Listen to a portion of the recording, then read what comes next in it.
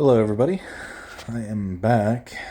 This is a video that I've been meaning to make for a long time, but I just never got around to it. I just don't really, never really felt well in a very long time. I still don't, but I'm slowly getting there. Praise God. Um, this is about what I went through with tapering or um, tapering off of Valium and how horrific it was. Um, Gosh, where to start? Where to start? It's such a long story. I could probably talk an hour or two about it, but I don't want to bore people with you know useless details and stuff. And I'm also making this video for people that are maybe tapering benzodiazepines or they want to taper and little information about things you might experience that I experienced that you might take comfort that it is the drug that you're probably most likely would be the drug that you're on and not a mysterious disease like all the doctors had me try to believe. But anyways, this video is mainly going to be about the getting off the last little bit and what transpired after that, and how horrific it was. It was really really bad. Anyways, it was very. I tapered over the course of 2 years, and quite honestly, I probably should have tapered for three. It just with this drug, it takes a very long time for your brain and your nervous system to heal from the damage it's done.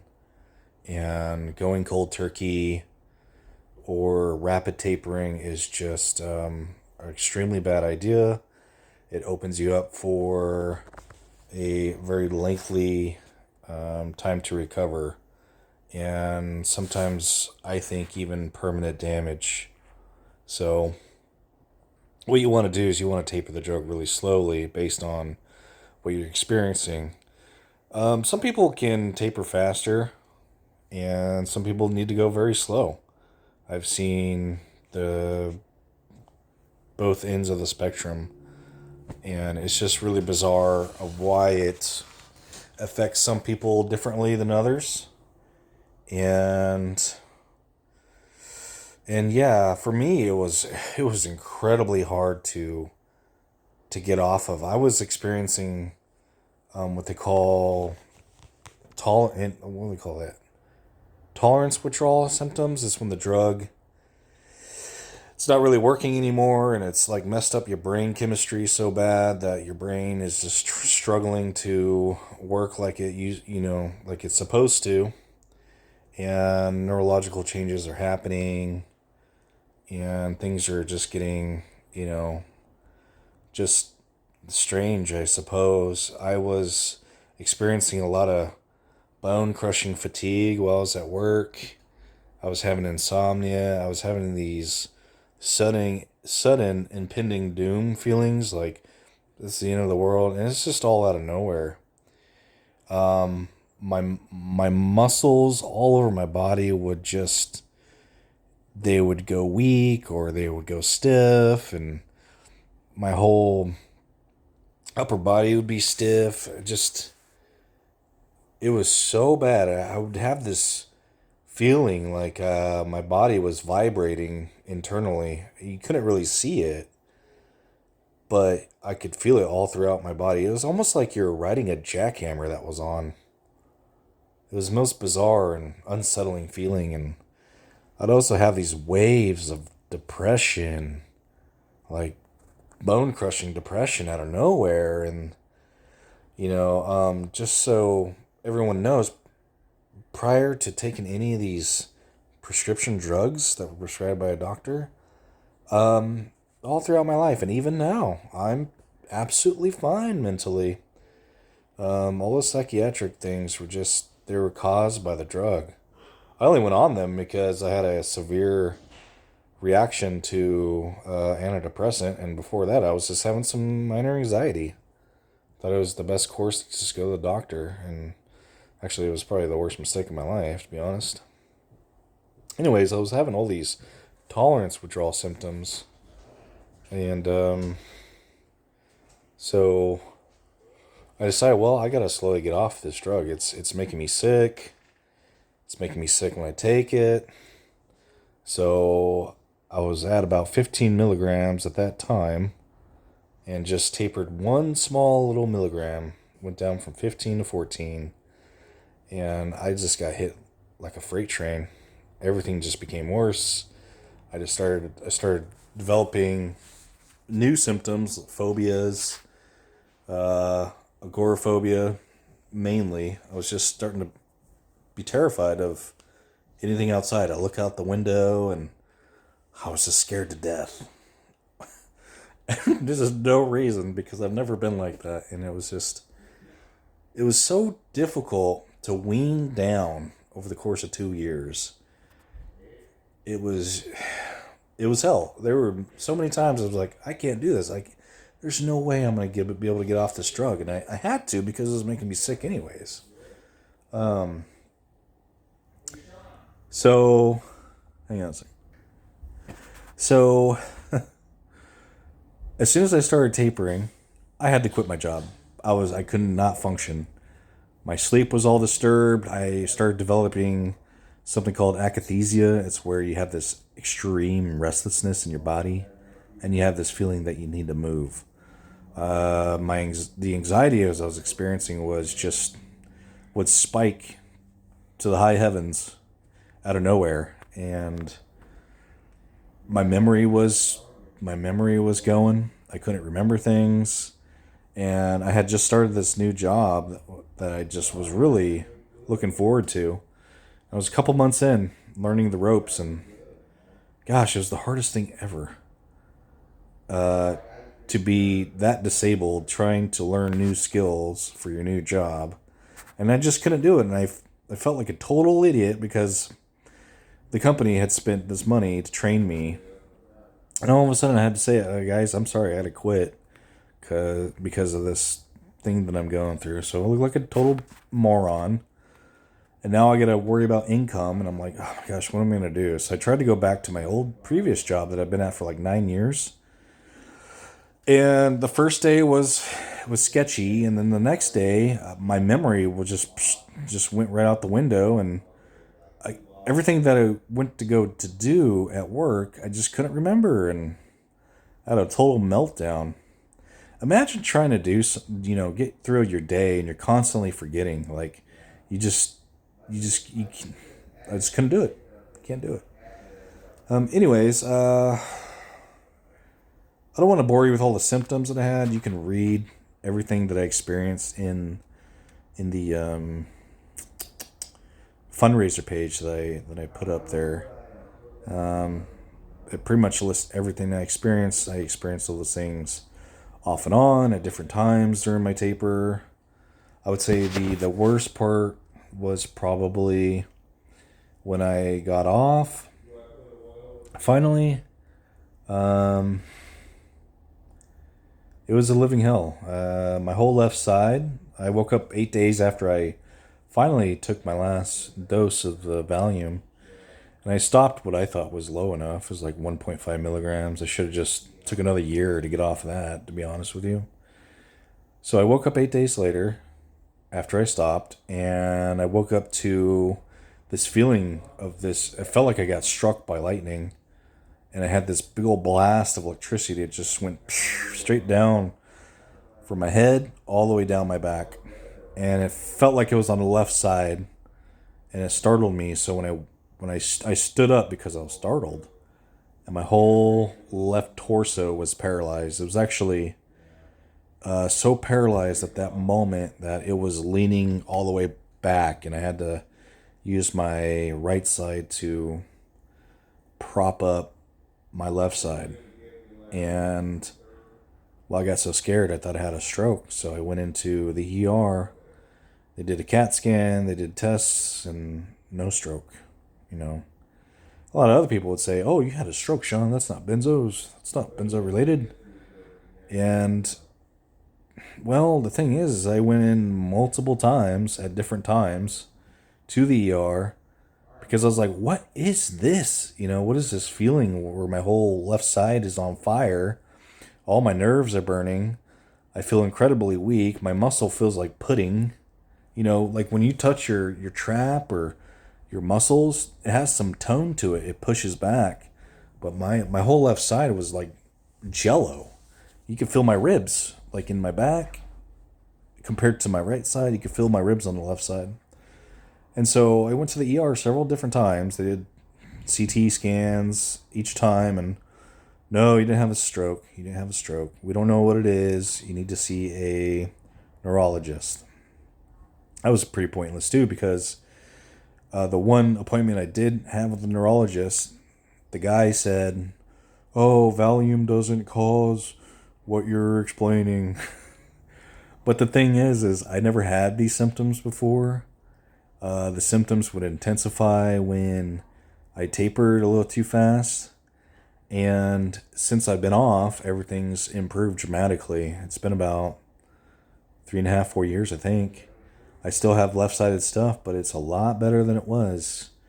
For the first year, it was nothing but I felt like my whole left side was doused in acid. I could feel it felt like acid traveling along the nerves coming out of my back and wrapping around to my chest. And this gave me a feeling like I was having a heart attack all the time, because I would have all this, it felt like pressure in my chest and down into my abdominal wall.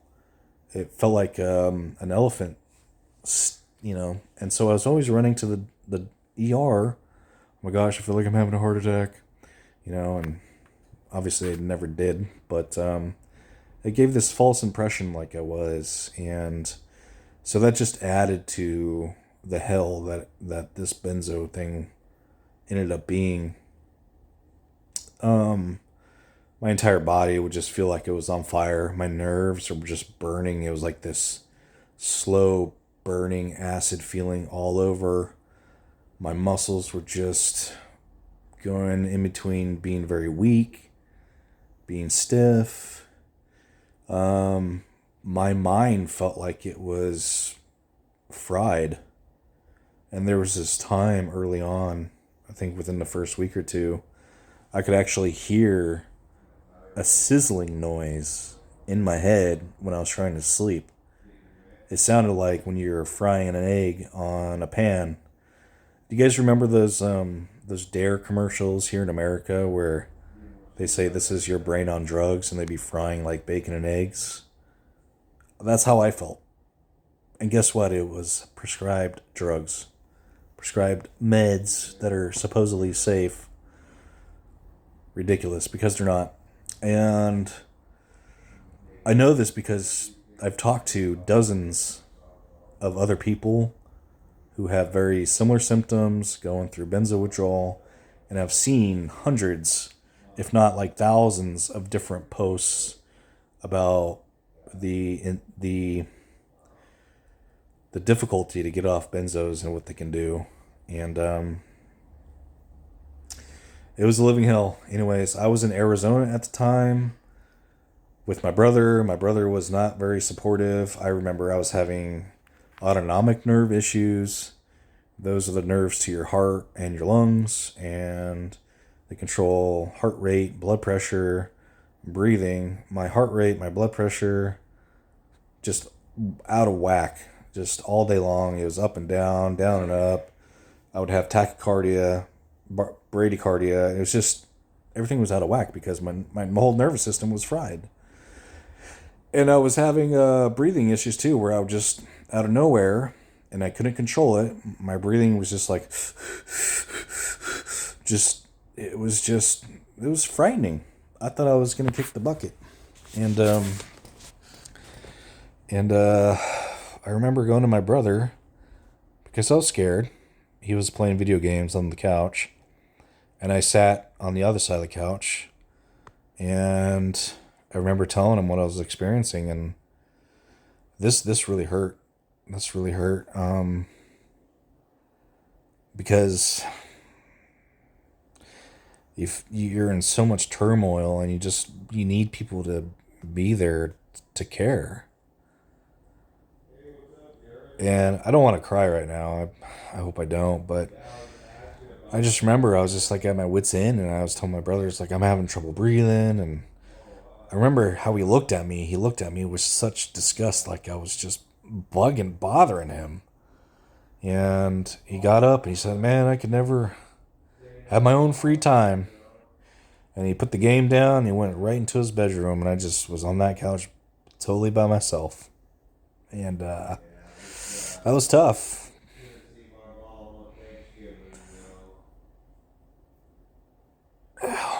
because I could have really used the support.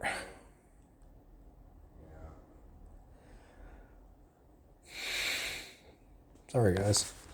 Um,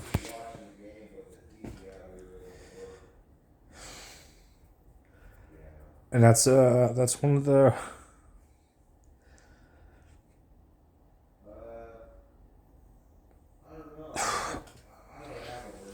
it's one of the reasons I just threw in the towel and I said, "Screw this, I can't do this anymore." And I said, "I just want to go home. I just want to go home to God. You know, just sick of this crap. Sick of having, sick of having to combat or just endure. Actually, just endure this hell that I'm experiencing all day long, every day, for months and months and years now." I mean, I even had akathisia so bad where I'd just pace back and forth in my room, and I'd pace and pace for hours and hours, and I tried telling myself my daughter didn't need me anymore.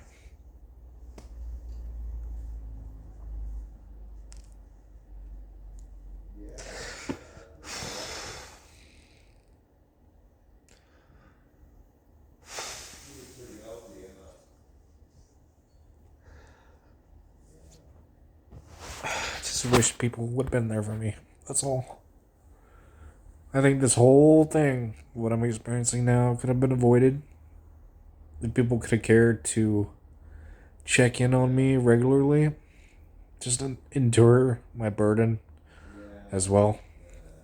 I'm sorry, it's getting real dark in here all of a sudden, but that was real tough. Um, so if you know somebody that's going through this, psychiatric drug withdrawal, could be antidepressants, could be antipsychotics, could be benzodiazepines, be there for them. They might sound really annoying because they say the same things, but just be there for them. You're going to help them way more than you think you are. And people that are tapering these drugs, just trust me. Just go slow. Listen to your body. Don't push it. Don't try to, be a hero and endure. That's what I did at the end. I pushed myself. I said, I just got to endure this one more time. Just get off, and it shouldn't be that bad. And it was. It was the most horrific thing I've ever experienced. And I should have tapered a lot slower. So, this video is almost 20 minutes long. I mean, I could keep talking about it, but shoot, I don't know. I kind of wanted to do this because I wanted to let people know what I went through. Um, Maybe people are coming off these drugs and they want some information. There's tons of information out there, but I don't know. And just for those people that are supporting me with my rent and everything, because I don't have an income, just to tell them what happened. And it's not like I'm just some lazy turd that doesn't want to work or something. I'm really beat down. If I had the ability to work, I wouldn't even be on YouTube. Don't even like posting these videos. I look like an idiot. Having to beg for help every month just to get by, and I'm super thankful for everyone that's helped. I just didn't think I'd be in this position 3 years. I quite honestly thought the Lord would have healed me way early on, but he did tell me that it was going to take a little while. He said that. Just my little while is a couple months versus his little while, which is prolonged. I am slowly getting better, that's for sure. Anyways, I don't want to ramble, but yeah, and it's getting kind of dark in here too. All right, take care, you guys. Thanks for listening if you made it this far.